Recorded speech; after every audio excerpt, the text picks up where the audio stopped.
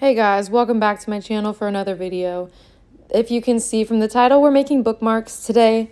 A few months ago, I really had the idea that I really wanted to start making some bookmarks, and I picked it up. And then I realized, hey, Christmas is right around the corner.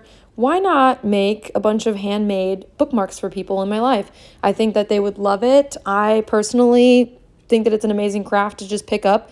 I've been looking into finding more crafts that I could do on my off time, and this was super easy and fun, and I honestly want to continue making it past just giving out Christmas gifts. I'm going to try to remember putting all of the steps in order. First things first, to have supplies to make the bookmarks. What I used was recycled materials. I'm really into making anything out of recyclable things at the moment. So I already had an empty, like those Trader Joe orange juice containers, or it's just like those paper ones, like Minute Maid lemonade comes in it. They make all kinds of things in it, like oat milk and anything like that. You can use those. So what I ended up doing was had one, and I already drank out of it. I rinsed it out with water. I let it dry.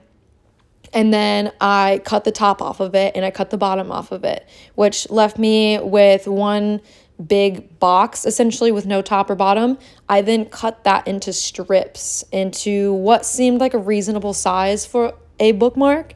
You can literally make it into any size you want. And I think that that's what's so much fun about this, is you can make it any shape, any size. You are just using recycled materials, so it's not like you have to go out and buy something. A lot of the times, if you already have something like this in your fridge, you would just toss it and not think two things of it. I'm trying to do what my mind doesn't normally do, which is just think of different ways to create things. The next step, after letting that dry and cutting the strips out, for this set, ended up painting plain white on the colored side, or like the outside of the box that usually has the print on it. I decided to just cover that up with white.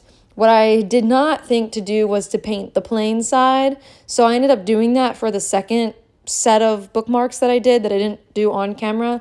But I liked the way that the texture looked a lot better. I liked the way that the paint connected with the waxy material rather than this paint on paint. That being said, you can do whatever your heart desires. You can paint on the white side, or you can paint whatever color you want on the printed side and then just go based off that, paint on paint. It's totally up to you. I did not really care for the grain that the paint strokes left in the one side, and that's like where the print is, but it's totally okay. I just are making these for fun, so it's not like it's big serious. Big serious, not happening. Since this is not big serious, we are choosing something so unserious, it's almost silly, which is fruit.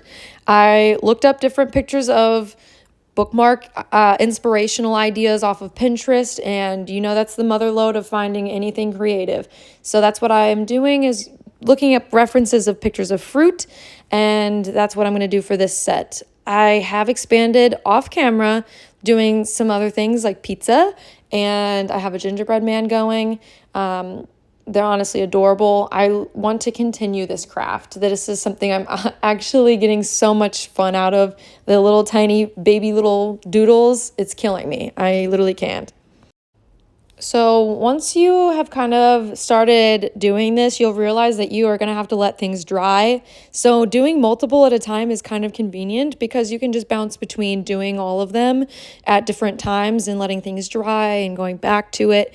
Now, whenever I did this originally, paint on paint takes longer to dry, whereas if I had painted it on the other set straight onto the waxy material, it seemed to dry a lot faster. That's another reason I liked it, besides just the way that the textures looked. And I really can't with the way that the grain looks.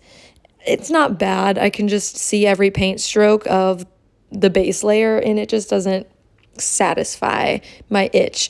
Now, once you get to the very end, you'll see that when they're done, they are so effing cute that you don't even care. So I don't care. The people I'm giving them to isn't going to care. They're not going to be like, girl, the grain, You're killing me. Exactly. So they're not going to care. So I'm not going to. Plus, these were made with so much love. I literally was giggling and kicking my feet making these, okay? Okay, step number 2, using acrylic paint. Very important. I think that this is going to work best when it comes to these types of situations, especially when you're working with this small of detail.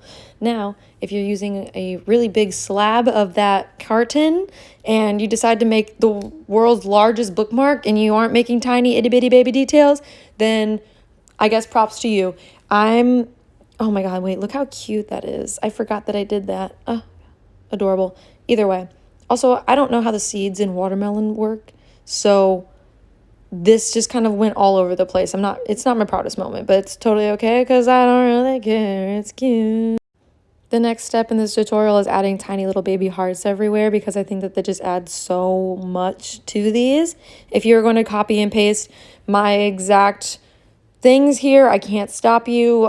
You can use my inspiration to make your own. That's what I recommend, but I did do these from the bottom of my heart and it came straight from my brain and my noggin, so I need some help here to kind of like, maybe not feel so, you're copying me. But I'm not saying that. You can totally copy me. If you don't have an artistic bone in your body and you're like, V, I need to copy you straight on straight, that's fine. Go ahead. But if you're going to do it right. Add all the baby hearts because that is the only way. The baby hearts have to be included. But if you are going to expand outside of fruits and stuff, maybe think about doing like other little things. My little pizza one that I didn't film it, and I'm not going to insert a little clip or anything because it's not done. But for the little pizza slices that I did a little pizza. And then instead of doing baby hearts, I did little mushrooms or little peppers, things like that. Add some sugar and spice because see here how I'm adding little tiny baby details, the vines, the baby hearts, it all goes together. Fill the space. If you don't fill the space, it's going to look awkward. It's 10 million times cuter if you just add little tiny baby details. Look at these little swirled vines. Stop. I'm crying. I guess there's no way for you to truly copy this as a complete tutorial unless I were to give you a full scan down of how I painted everything. But I am just going in with some accent marks, making things look as cute and realistic as possible without having to do a ton of detail. These, I'm working with about 3 colors on the oranges. It's orange, yellow, and white. I am just blending the colors really nicely, doing what I can to add these little tiny details to make it look a little bit more realistic. If you use white, it's kind of like a highlight, so it just makes things look shiny.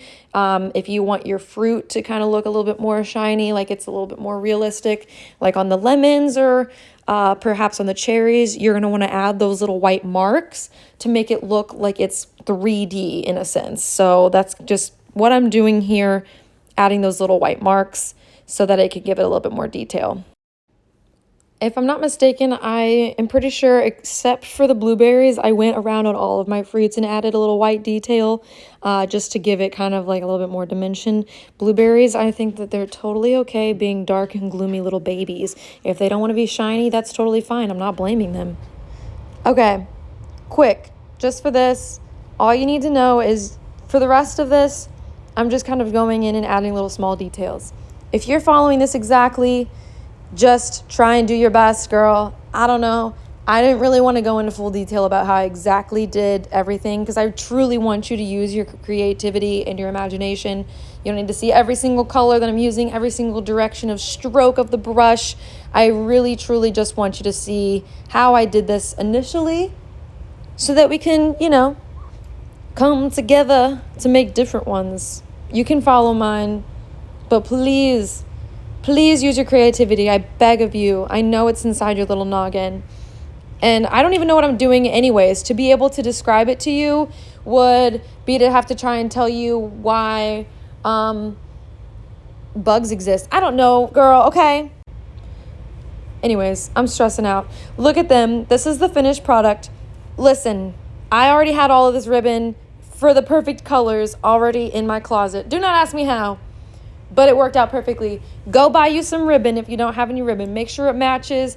find that perfect color that just like, it goes so well with it. You see, for the watermelon, I doubled up. So cute, because I really couldn't pick between one color. I thought it would be cute to only do both. But here's what I did. I painted the backs of them the dominant color.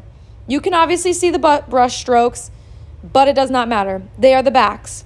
I Mod Podged both sides, and then you're done.